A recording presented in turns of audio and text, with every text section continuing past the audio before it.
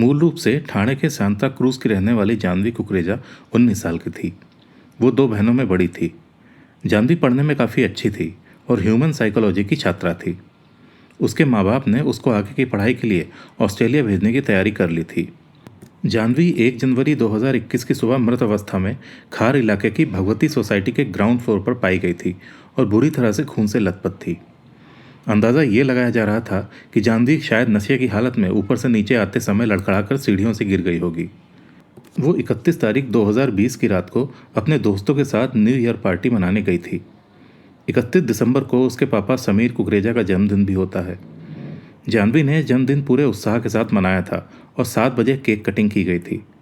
उसका new year party में जाने का कोई मन नहीं था, मगर उसकी दोस्त दिया के कहने पर वो न्यू ईयर पार्टी में चली गई। दिया का घर जानवी के घर से लगा हुआ है और दिया और उसके बीच बचपन से बहुत अच्छी दोस्ती थी। दोनों साथ में पढ़ते थे और दोनों के सारे दोस्त भी कॉमन ही थे। उनके सभी दोस्तों में से एक दोस्त यश के घर में न्यू ईयर पार्टी रखी गई थी और यश के ही कहने पर दिया जानवी को भी बुलाने आई थी। यश और दिया का कहना था कि सिर्फ आधे घंटे की बात है, जानवी वापस आ जाएगी। जब उन दोनों ने जानवी के माँ बाप पर बहुत प्रेशर डाला तो उन्होंने उसको जाने दिया।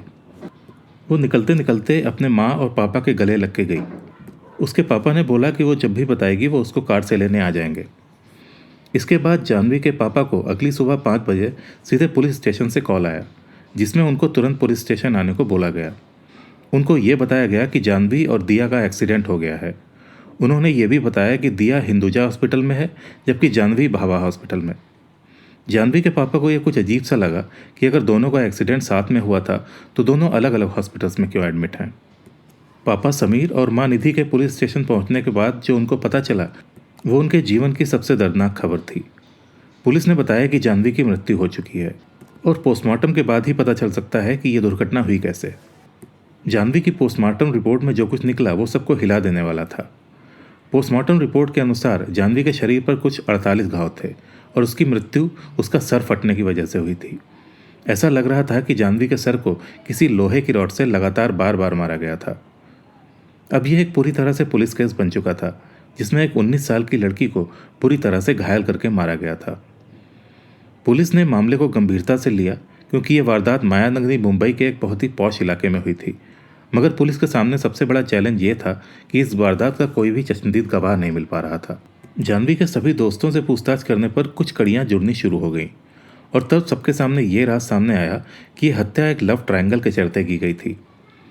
पुलिस ने भी तुरंत ही जानवी की दोस्त दिया और श्री जोगदनकर को हिंदुजा हॉस्पिटल में अरेस्ट किया।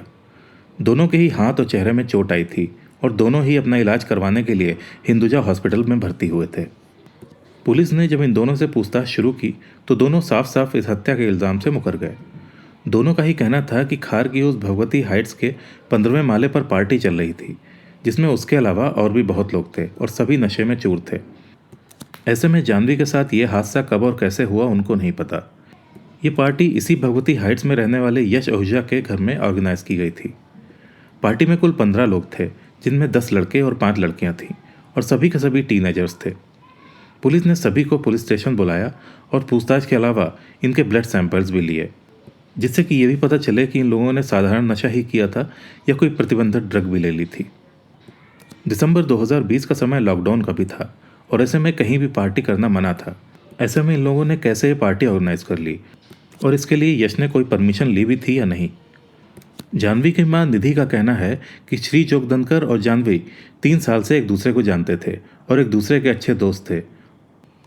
इन दोनों के बीच दोस्ती से अधिक कुछ नहीं था, मगर इस वारदात के पीछे जो मूल कारण निकलकर सामने आया वो एक लव ट्रायंगल का ही था।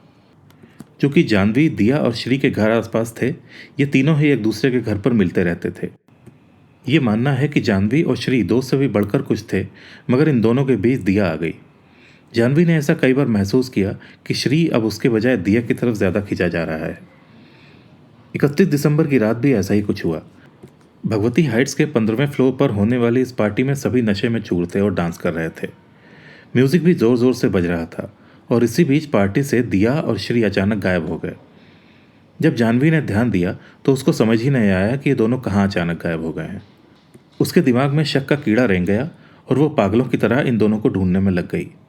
पहले वो 2nd फ्लोर तक नीचे गई और इनके वहाँ पर ना मिलने पर वो 16 फ्लोर के टेरेस पे गई, जहाँ पर अधिकतर पानी की टंकियाँ होती हैं, और इन्हीं टंकियों के बीच इसने दिया और श्री को आपत्तिजनक हालत में देखा। इन दोनों को इस तरह से देखकर वो गुस्से से आग बबूला हो गई और दोनों के ऊपर जोर से चिल्लाने लगी और झगड़ा करने लगी। तीनों के बीच खूब हाथापाई हुई, जिसमें इन तीनों को चोटें भी आईं। इसके बाद वो सीढ़ियों से उतरकर नीचे की ओर आने लगी। जाह्नवी की बदसलूकी को देखकर श्री और दिया दोनों ही गुस्से से भर गए थे और नशे की हालत में ही उन्होंने जाह्नवी को सबक सिखाने का ठान लिया। फॉरेंसिक रिपोर्ट में जिस तरह के निशान बिल्डिंग की रेलिंग और सीढ़ियों पर मिले हैं, उनको देखकर ये लगता है कि ये दोनों जाह्नवी को 5वें फ्लोर से दूसरे फ्लोर तक बुरी तरह से रगड़ते हुए लाए और उसके बाद 2nd फ्लोर से उसको नीचे फेंक दिया, जिससे उसका सर फटने से उसकी मृत्यु हो गई।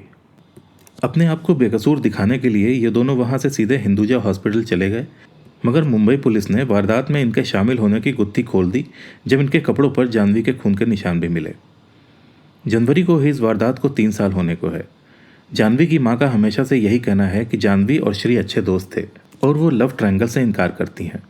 उनका यह भी कहना है कि दिया उनकी बेटी की तरह थी, मगर इन लोगों के बीच ऐसा क्या हुआ कि इन दोनों ने जाह्नवी को मार डाला। और अगर इन दोनों का ये कहना है कि ये दोनों बेकसूर हैं, तो उस रात इतना कुछ होने के बाद इन्होंने उनको फ़ोन क्यों नहीं किया? क्यों उनको सुबह 5 बजे फ़ोन आया जबकि जाह्नवी की मृत्यु 2:15 पर हो चुकी थी?